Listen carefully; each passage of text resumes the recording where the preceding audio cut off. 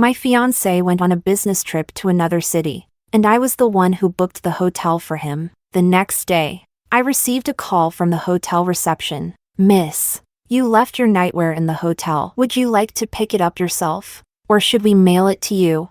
What nightwear? 2 sets of lace nightgowns, and 3 pairs of ripped black stockings. At that moment, I was clutching a medical diagnosis in my hand, standing in a real estate agency, preparing to sell my house to raise money for life-saving treatment. Given the situation, maybe I should give up on the treatment. After all, it's not me who's going to die. Chapter 1. Hello. Who is this?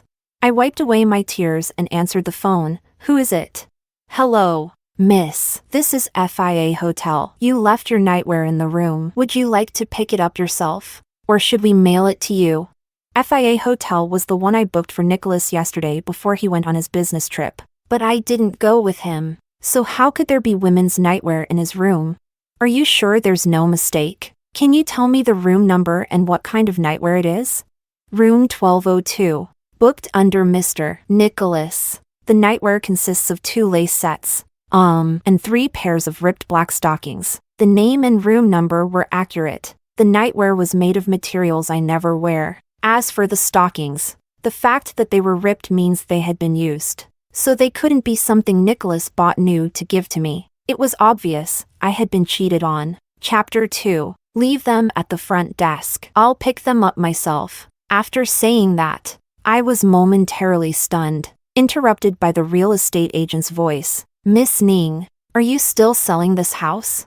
I wiped the ink from my index finger with a tissue and shook my head. This house was a gift from my grandmother for my 18th birthday. A large 200 square meter apartment with a river view. A property I was deeply fond of. Unless absolutely necessary, I would never consider selling it. Miss Ning, although the market isn't great right now, there are still buyers on our platform willing to pay a high price. I understand that you need this money for life-saving purposes, and I'm willing to help you find the best buyers. The agent spoke while glancing at the medical diagnosis I had forgotten to put away. The large words on it were unmistakable. Pancreatic cancer. Mid-stage. Seeing my dazed expression, the agent added, "You're still young. You can always buy another house later." But life. I smiled at him. I think you misunderstood. It's not me who's sick. I flattened out the diagnosis, and in the patient's column were 2 words. Nicholas. Chapter 3. Yes,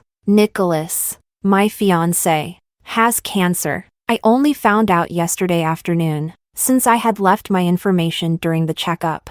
The results were sent to me. It took me 4 or 5 hours to force myself to accept it. Then I spent an entire night thinking about how to tell Nicholas and how to deal with it. In the end, I decided to sell the house my grandmother gave me, to raise money to save Nicholas's life. But now that I think about it, it's quite funny. While I was worried about him, crying so much that I soaked my pillow, he was entangled with another woman. At this point, it is what it is, since he could keep a mistress without telling me.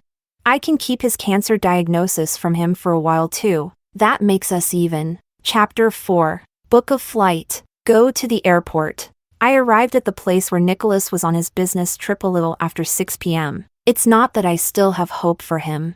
I just wanted to see who has such a strong charm. The one who made Nicholas continue despite his illness. Tearing 3 pairs of stockings. Chapter 5. I've finished the meeting, baby. Heading back to the hotel now. Remember to eat on time.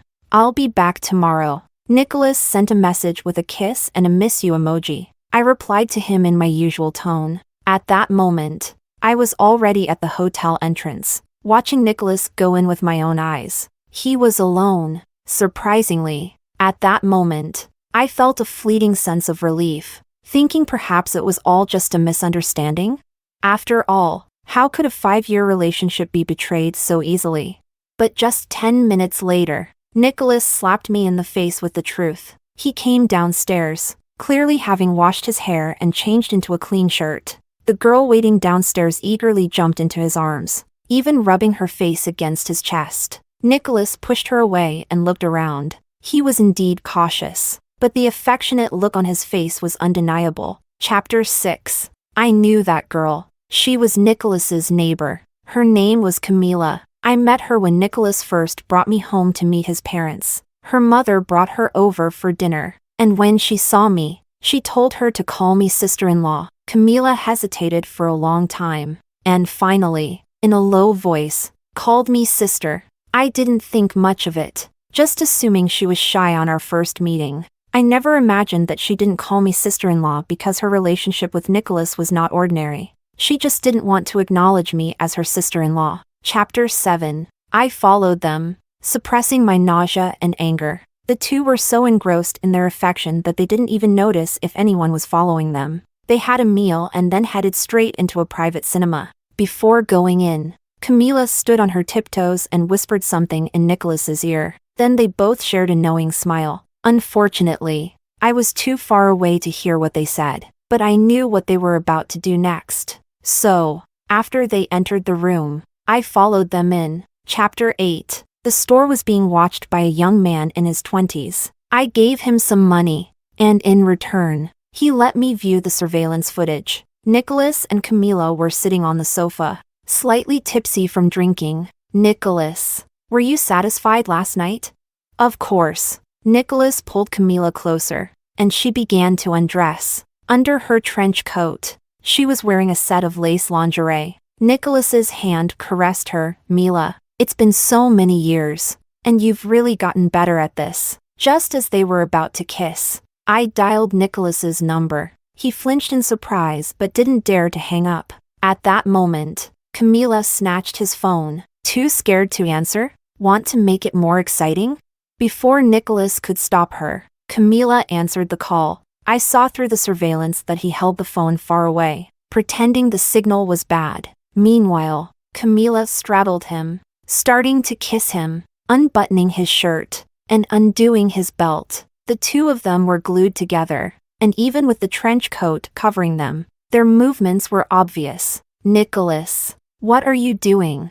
For some reason, after the extreme anger, I became very calm. There was no emotion in my voice on the phone. Serena, what are you saying? The signal here is so bad. Though Nicholas tried hard to control it, his voice still carried a slight, uncontrollable tremor. Camila hadn't stopped, seemingly knowing exactly what men like, what they enjoy the most. And after hearing Nicholas talking to me, her actions became even bolder and faster. Then Nicholas started calling my name, Serena. Serena. His voice grew more urgent. And finally, he hung up the phone and threw it away. Both his hands held Camila tightly in his arms, as if trying to merge into one. Then came a long, satisfied sigh. Disgusting. Chapter 9. Wait here.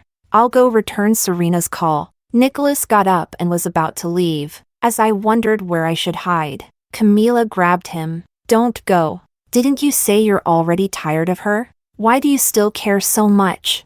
My fists clenched involuntarily, but I was also curious about how Nicholas would respond. He sat back down on the sofa. Yes, I am tired of her. She's rich. She's beautiful. And everyone around me says that getting her was a blessing from several lifetimes of good fortune. But do you know, Mila? It's precisely because she's so perfect that I always feel inferior in front of her. But damn it, I'm a man. What man doesn't want the admiration of the woman he loves?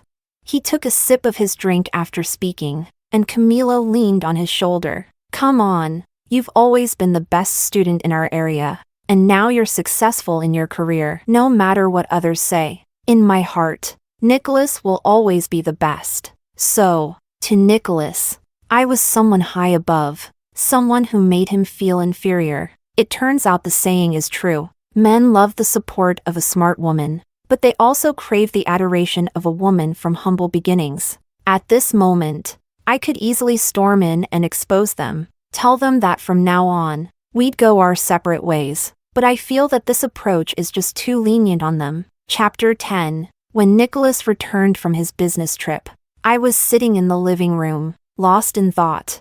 I'm back. Did you miss me? After changing his shoes, the first thing he did was try to hug me, but I avoided him. Now, every time I see his face, I remember the scene of him with Camila in the private cinema. It makes me feel nauseous. Are you upset because we didn't talk much yesterday due to the bad signal? Don't worry. I brought you a gift. Nicholas took out a necklace he bought for me. He put it on me himself. The lingering smell on his cuff assaulted my nose. Another wave of nausea hit me, but I still pretended to be happy, because now is not the time to retaliate. I need to wait for the right opportunity. The next moment, Nicholas scratched his head and gave me a smile. Serena, have you been in touch with Roman recently? Could you invite him out for a meal? Roman? Roman is my childhood friend, the kind you've known since you were in split pants. Over the years, while I stayed loyal to Nicholas, he kept himself busy, changing girlfriends almost every quarter. But this year, he seemed to have settled down a bit. His new girlfriend has been around for 3 whole quarters, which is quite an improvement. I never mocked him for being a playboy, though he often teased me for sticking to the same flavor for so long. Once, he even said that Nicholas and I were like a frog trying to climb up to a swan who willingly accepted it. Nicholas heard that comment and, already disliking Roman, became even more hostile towards him. So, for Nicholas to bring up Roman and suggest inviting him to dinner, I was genuinely surprised. Yes, the vice president of the GU group, your childhood friend, Roman. I need to ask him for a favor. So that's what this is about. Tell me. Well, here's the thing. I have a friend from my hometown who just graduated this year. The job market is tough, and she only has an associate degree, so she's had a hard time finding work. But she's very motivated, and her field of study happens to align with the business at GU Group. So I was hoping my baby could help out and introduce her. Nicholas has always been a bit proud. When I secretly arranged a job for him, he was upset for days, feeling I had hurt his pride. Now he's asking me for help for someone else, which means this person must be very important to him. Who is it? Camila. My eyes brightened as if I had just spotted prey about to walk right into a trap.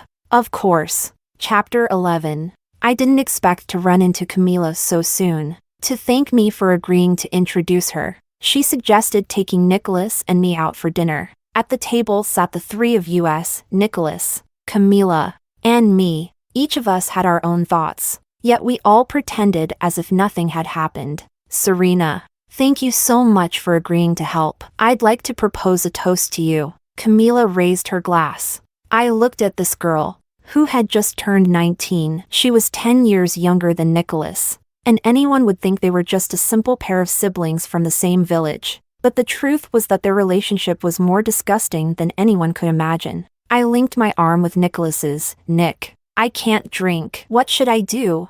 Nicholas was momentarily stunned but then smiled and patted my head. It's okay. I'll drink for you. Thank you. Nick, you're the best. Maybe to ease my suspicions. After I said this, Nicholas even leaned in and kissed my cheek. But Camila's expression across the table was no longer as composed as it was at the beginning. That still slightly childish face visibly showed a trace of anger. She quickly downed several more glasses. You two seem so close. Unlike me, struggling out there all alone. I really hope one day I can have a boyfriend like Nicholas, who can openly treat me well. Not like now, hiding like a rat in the gutter, only able to sneak glimpses at other people's happiness. The meaning behind her words was quite clear, which made Nicholas panic a bit as he tried to stop her. Mila, you've had too much to drink. But Camila seemed determined, drinking one glass after another until she was completely drunk. Chapter 12. I arranged for someone to take her back to the hotel, while I drove Nicholas home. His phone was with me, so when a call came in halfway, I answered it. Nicholas, where are you? I've had too much to drink. I just heard someone knocking on the door, and I'm so scared. Camila's sobbing voice came through the phone. Nicholas, sitting in the passenger seat, visibly tensed up. What's wrong? Mila? I'm here. He reached out to take the phone, but I pretended my hand was shaky, letting the phone slip to the driver's side door. The speaker was on, and her voice kept coming through. Nicholas, are you really going to abandon me? Why did you shield her from drinking today? Were you doing it on purpose to show me? I'm so hurt. You know?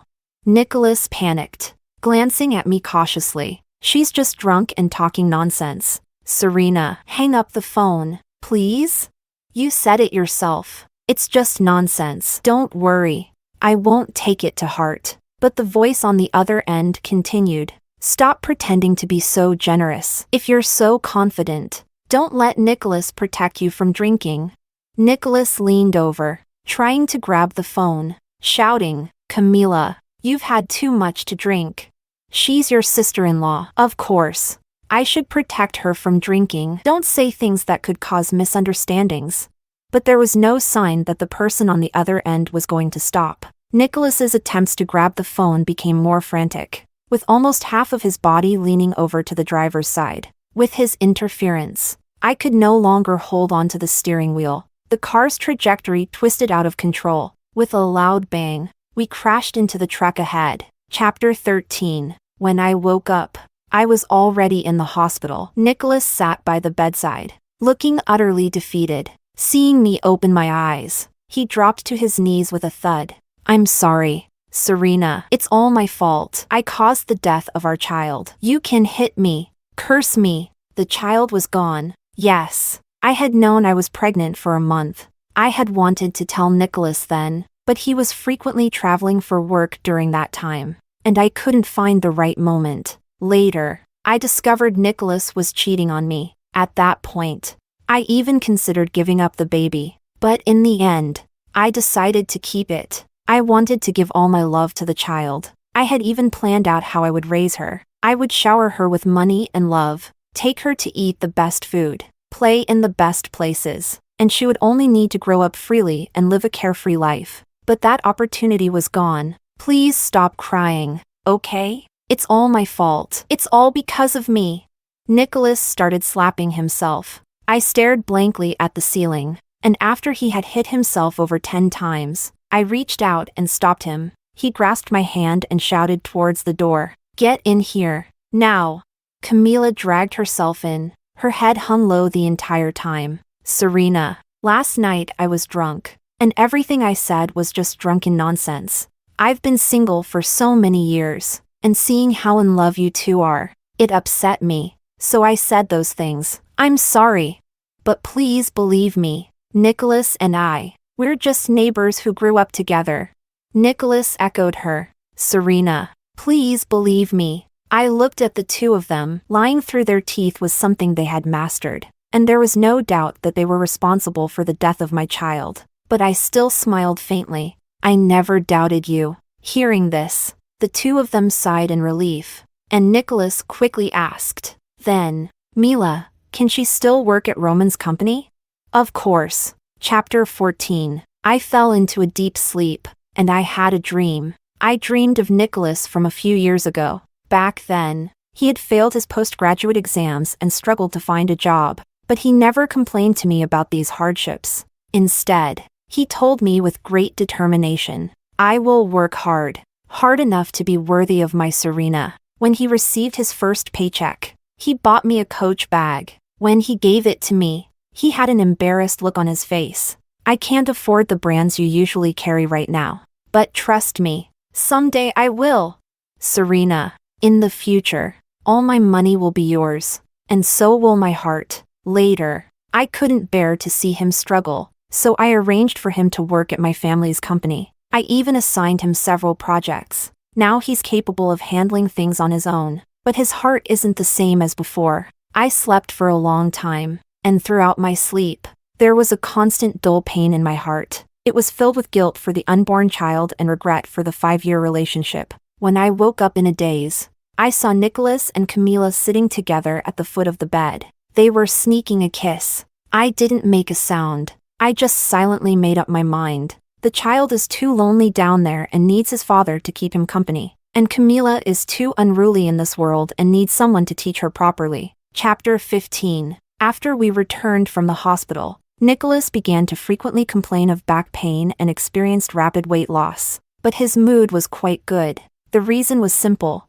Camila was thriving at Roman's company. Perhaps because I had helped her a lot in that regard. Nicholas started to take extra care of me. He made chicken soup for me every day, washed and dried my hair. He prepared all 3 meals and served them at the table. He even pulled me close and reminisced about the early days of our relationship. Sometimes, I would have a moment of illusion, as if we had returned to the beginning, as if there had never been a third person between us, as if we had never lost a child because of him. But I knew. There was no going back. Chapter 16. Roman, who had always been at odds with Nicholas, started calling him frequently. He wanted to discuss Camila. At first, he asked about her personality and social skills. Then he inquired about her preferences, birthday, and family background. And then he told Nicholas, "I'm quite impressed with Camila. I'm thinking of promoting her to be my personal assistant." After hanging up the phone, Nicholas was visibly distracted, forcing a smile on his face. "Serena, your childhood friend isn't interested in Mila, is he? Are you jealous?"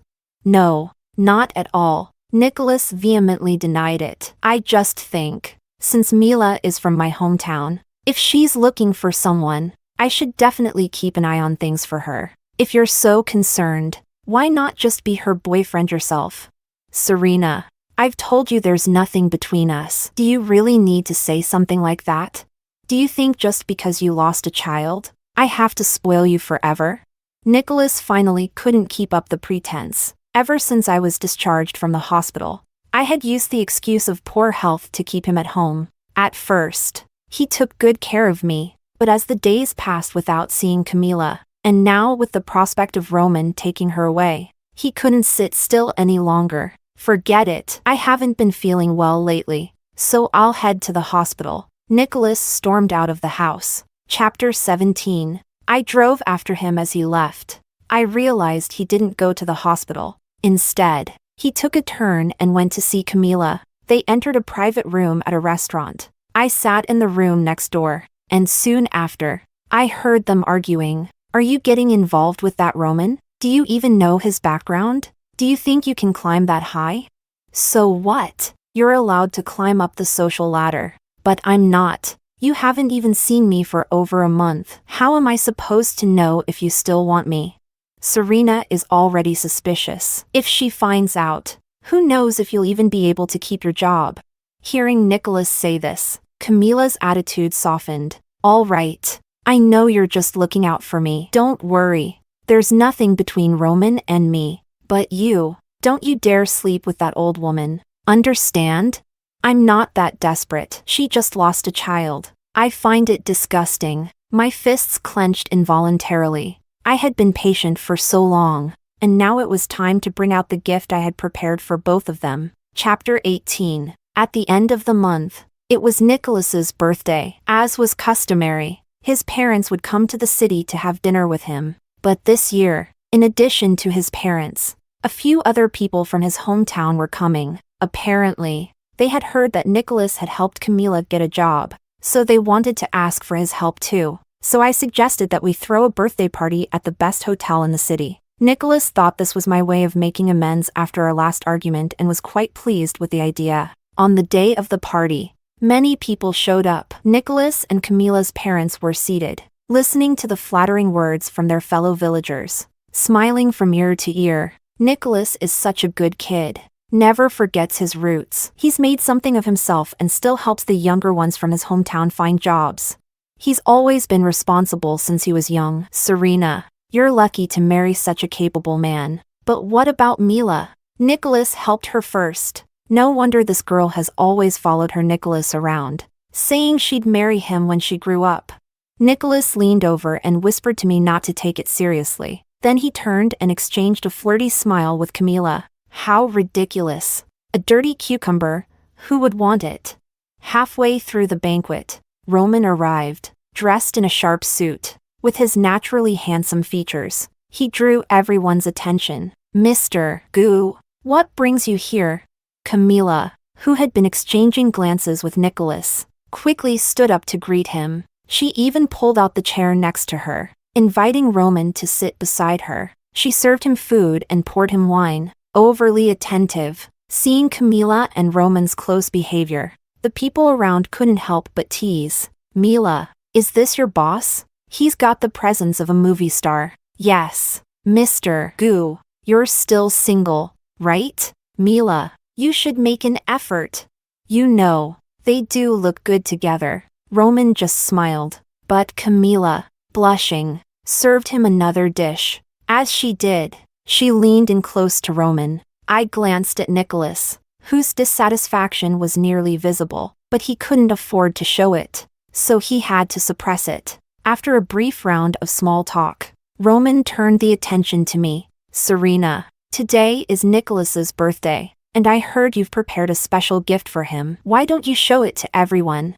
All eyes turned to me. I took the box from the waiter but didn't open it right away. Instead, I put on the white gloves I had prepared. Wow, she's even putting on gloves to open it. It must be something really valuable. Maybe a gemstone? There was a murmur of excitement in the crowd, and Nicholas smiled sheepishly. Baby, having this party already makes me happy. There's no need to give me such an expensive gift. Camila squeezed in. Serena, it's not about how expensive the gift is. It's the thought that counts. I smiled slightly. Of course it's thoughtful because this gift is something you and I prepared together. Me? Amidst Camila and everyone's confusion, I slowly opened the box. Everyone leaned in curiously to see. Then they watched as I pulled out a pair of ripped black stockings from the box. One pair, then another. A total of 3 pairs. And 2 sets of lace lingerie. Serena, Nicholas and Camila spoke at the same time, their previously smug expressions now replaced with flushed faces. Some who didn't understand the situation whispered to me, Serena, maybe you should give these things in private. There's nothing wrong with it because... I turned to Nicholas and Camila. These are things the two of them used together. The room erupted into chaos, and Nicholas grabbed my wrist. Serena, let's talk about this later, okay? Please. He spoke in a low voice, but his grip tightened, a silent threat. At that moment, Roman stepped forward and pulled Nicholas away. Did you really think you and Serena could still go back to how things were? He looked at me, then at the box. Hurry up. We've got people waiting to go for a late-night snack. I smiled knowingly, grabbed a stack of photos from the bottom of the box, and tossed them into the air. Photos of Nicholas and Camila kissing, holding each other in the private cinema, and their filthy chat logs fluttered down like snowflakes in the banquet hall. Everyone scrambled to pick them up, but the dignity and shame of those two could never be retrieved. How shameless! We thought Nicholas was such a good guy, but it turns out they were having an affair. What a disgrace! They're an embarrassment to our village. We should never have come today. It's so unlucky. Nicholas and Camila, along with their parents, hung their heads under the barrage of insults. Nicholas clutched his stomach, cold sweat forming on his forehead. Oh, stop pretending. I bet you used that to latch onto a wealthy girl, and you weren't even satisfied with that. You had to cheat. Let's go home. The villagers left in disgust. Roman took my arm to lead me out as well. By then, Nicholas was curled up on the ground in pain, calling out to me, but I didn't look back. He called out to Camila, but she ran after Roman. Mr. Goo, please let me explain. Roman turned, extending his hand to keep her at a distance. Camila, didn't you just ask me why I came? Well, now I'll tell you. I'm here to fire you. Don't bother coming to work tomorrow. With that, Roman led me away. Behind us, Nicholas's wails and the sound of their parents arguing echoed. One side blamed the girl for being indecent, seducing their son and ruining his future. The other blamed the boy for being useless, trying to be a gold digger and still messing around with other women. It was all rather embarrassing, but luckily, it had nothing to do with me anymore. Roman's car was parked right outside. I got in and sat in the back, and a cold beer was handed to me from the passenger seat. Congratulations, bestie, on regaining your freedom. It was my best friend, the one who had been dating Roman for 3 quarters. Chapter 19. The next morning, my best friend dragged me out of bed. Get up, or you'll miss the flight. She had booked tickets and planned to take me abroad for a few days of fun. She even packed my luggage. She also handed me a new SIM card. He'll definitely try to contact you, so don't let him ruin your mood.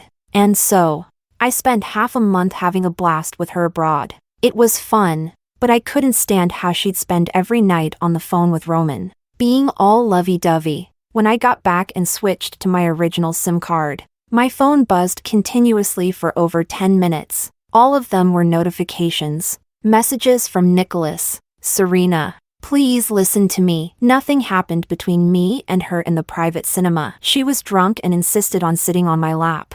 That's all. Those awful things I said weren't intentional. I was just confused for a moment. I'm sorry. The diagnosis came back today. It's pancreatic cancer. Serena, I'm dying. Please. Can you see me one last time? I'm begging you. Before I could finish reading the messages, Nicholas's call came through. You finally picked up. Can we meet? No. Chapter 20. After hanging up the phone, I returned to the villa where Nicholas and I used to live together. I had already hired someone to pack up the things inside. All that was left was a photo of Nicholas and me, sitting alone on the cabinet. This photo was taken during our 3rd anniversary together, in the deserts of the Northwest, with the setting sun in the background. 2 young and naive people leaned against each other, laughing happily. I still remember Nicholas holding me and saying, Serena, you're my oasis in the desert. My vitality comes from you. Looking at this photo now, it only felt painfully ironic. You're looking at the photo. You still can't let go. Can you? The sudden voice startled me. When I turned around, it was Nicholas. Chapter 21. After not seeing him for half a month, he looked like a different person. His face was pale, his body gaunt. There's nothing I can't let go of. I placed the photo back on the cabinet. But you, shouldn't you knock before entering someone else's house? Nicholas pressed his lips together. Serena, I'm in this state now. Do you really have to treat me like this? Your condition isn't my doing. I told you to go to the hospital, but you said you were fine and just needed a few days of rest. In the end, when you finally decided to go to the hospital, you took a detour to see Camila. Do you remember what you said to her that time? Shall I help you recall? I took a deep breath. I'm not going to sleep with that old woman. She just lost a child. It disgusts me. Seeing her face. I have no interest. Stop! Stop!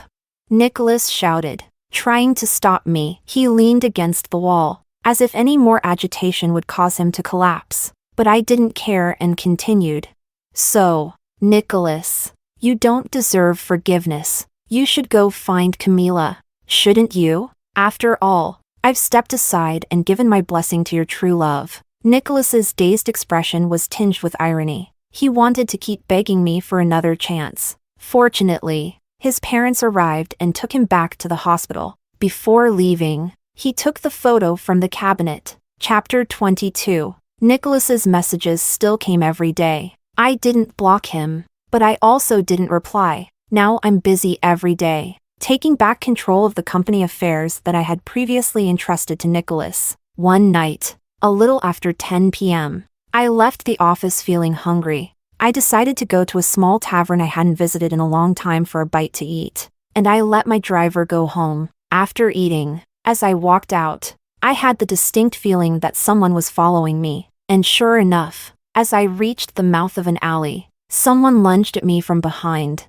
Luckily, I was quick and managed to dodge and grab the person's arm. Looking closer, I realized it was Camila. Serena, you wretched woman. You've ruined Nicholas's and my future. Now I'm branded as a homewrecker, and Nicholas is dying in the hospital, while you're living the high life. Why?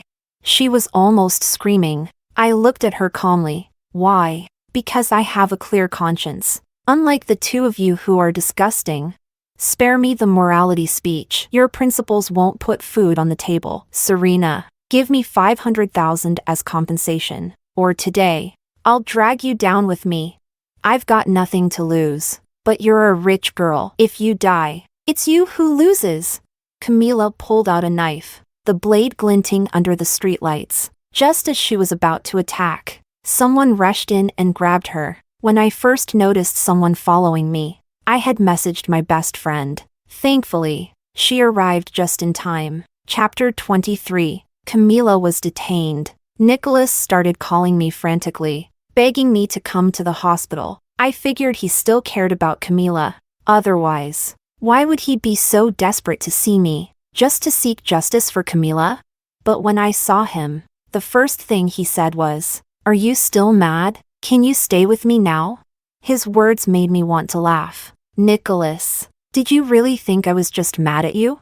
The truth is, you're not worth it anymore. You don't stir any emotions in me. To me, you're just an ordinary passerby. I turned to leave, but Nicholas struggled to his feet and grabbed my hand. Then think of it as me begging you. I'm begging you to stay with me for the last stretch. I don't want to die alone. His eyes were red. A terminally ill patient. A patient I had shared a 5-year relationship with. Now on the brink of death. Begging me to accompany him on his final journey. To say I wasn't moved would be a lie. But then I thought of my child. Of him saying that he found me disgusting because I had lost a child. I violently shook off his hand. Your fate has nothing to do with me. Chapter 24. I completely deleted and blocked Nicholas's contact information. When he couldn't reach me, he started calling from different numbers. I blocked each one as it came. Later, his mother sent me a few messages. She said that Nicholas often sat staring out the window,